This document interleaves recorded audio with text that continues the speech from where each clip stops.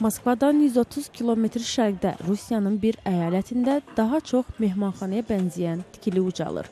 Əslində isə bu, agroturizm sahəsində fəaliyyət göstərən birgə müəssisə, Britaniyalı fermer, eyni zamanda Rusiyalı milliyyətçi John Kopiskinin evidir.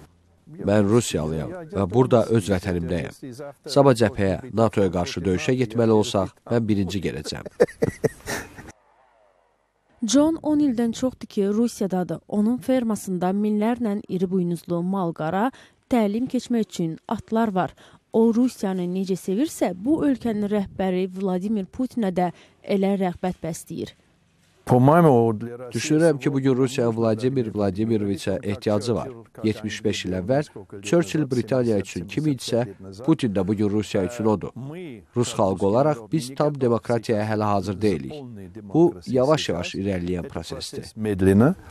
John'un iş otağı Sovet dövrünün təbliğat təşviqat mərkəzinə xatırladır. Özü də bura təkcə turistlər üçün belə bəzədilməyib. John deyir ki, onun ailəsində Rusiyaya rəğbət bu ölkənin tarixinin ən qaranlıq dövrlərinə uzanıb gedir. Bura bizim qızıl güşəmizdir. Bir növ memorialdır. Stalin arvadım Nina Valerieva üçün böyük qəhrəmandır. John'un bugünkü Rusiya ilə bağlı fikirləri romantikadan çox uzaq, tam ciddidir. John'un biznesi bir ara iflas həddində olub. Yerli bürokratlar onu təngə gətiribmiş. Ancaq deyir ki, bu Putinin günahı deyil.